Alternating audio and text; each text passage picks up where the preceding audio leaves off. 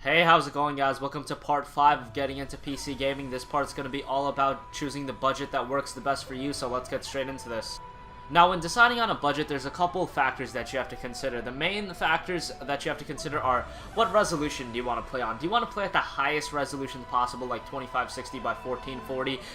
Or do you want to play at, you already have a TV that outputs at 720p, and that's all you want to play at? You want to play games at 720p, and that's it. Because I see a lot of people that are spending like $700, $800, and they're only playing on a 720p TV. Well, 720p is something very, very easy to run. You can actually run 720p with like $80 graphics cards, and you can run games at ultra high settings, and it's really not that hard to run. And people want to spend $150 on a graphics card when you really don't need to when playing at 720p. Now, what most people play at is 1920 by 1080, and that is the median. But depending on for you, think about what resolution you're going to play on. I know most people it's 1080p, but some people do want to play at 720p or 1680 by 1050, and at that case you can spend less money. Or some people want to get a really high-end monitor and play games at 2560 by 1600, and that's going to take a lot more horsepower.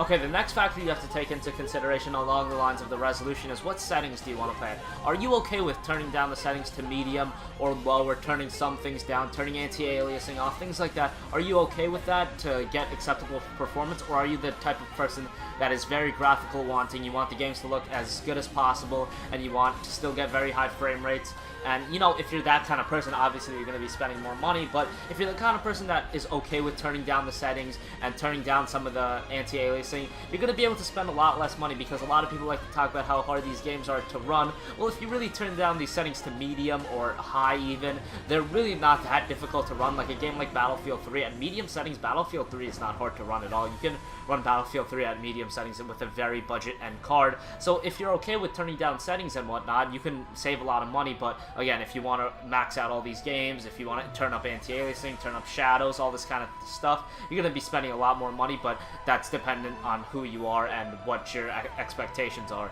The next factor is also on the lines of settings and resolution. That's what kind of frame rate you want. A lot of people are moving to PC gaming to, decide for the extra frame rate, because a lot of console games run at, 25 frames, even 30 frames per second. Some dip below 20, which is completely unplayable. But a lot of people are expecting 60 frames per second locked at every game. Well, that's very hard to do, but a lot of people just want to play games playably, 30 to 35 frames per second, and they want to put the graphics at medium settings. Well, then you're going to save a lot of money. But if you want to lock a game to 60 FPS and still play at 1080p, that's a very hard thing to do. You need a really nice graphics card, especially if you're going to be playing games like Battlefield 3, Witcher 2, and it's really like, what factors from each three of these do you want? Do you want to turn up the resolution? Do you want to turn up the settings? Or do you want to have high frame rates? Usually it's only 2 out of 3 of those. People most of the times can compromise on one of those things, but there are people that want all 3, and in that case you're going to be spending a lot more money. But there's also people that only want one of the 3 or don't want any of them. I don't know why, but there are people like that. There's people that only want one of the 3. Like, I know a lot of people that only want high frame rate. They really care about performance. So if you just care about performance and you're willing to turn down the resolution and you're willing to turn down the settings a little bit, then you can be saving a lot of money and you can be spending less money on your overall machine. Now, the fourth factor you have to take into consideration is, do you want to do any multimedia kind of things? Like, do you want to record videos? Do you want to live stream? Do you want to edit videos? Because things like that is going to require a very powerful CPU, at least a quad core, preferably even higher, or a higher end quad core like an i5-3570K over an FX 4300. But again, that's up to you. Do you want to record videos? Do you want to edit videos and do them smoothly? Live streaming is something that's very hard to do on a lower end CPU. I actually used to try to live stream on an i3, and it was the hardest thing ever to do. You would get like 15 frames per second on a game. So if you are the kind of person that is trying to get a PC so you can also do YouTube, you can do Twitch, then you're going to want to get a decently powerful CPU. I recommend like an i5-3570K or an FX 8350 if you're more budget-minded, and if you can go high-end, just get an i7-3770K. But that's up to you if you do want to do those kinds of...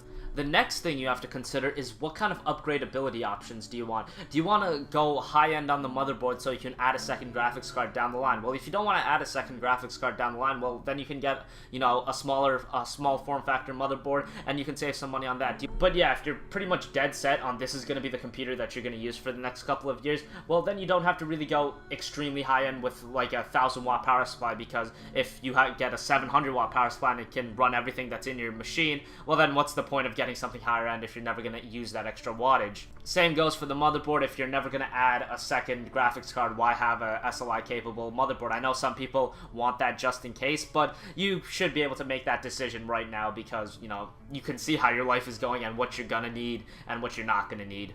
Now, branching off from that, I want to talk about something that's basically to help you guys save a lot of money, because it's something that a lot of people just go on, you know, Newegg or Amazon and they just buy up all their parts. Well, what I recommend to do is actually shop around, look for deals, because you can find really good deals on parts. Like, if you go on Newegg right now, you can get really solid power supplies with good mail-in rebates and good promo codes, and you can get like a 500-watt power supply for only like $30, and it's 80+ certified. It's a high-quality power supply, and otherwise you would have been spending $60-70 for a 500-watt power supply. So shop around for deals. You guys can save a lot of money and put higher end parts that you normally couldn't. Check for rebates, check for promos with like additional games. I know Nvidia right now, at the time of this recording, is giving Splinter Cell Blacklist with their graphics card. So shop around for those kinds of things. You guys can find some really solid deals that help either make the PC cheaper or give you some extra incentives like Splinter Cell, like I said a little while ago.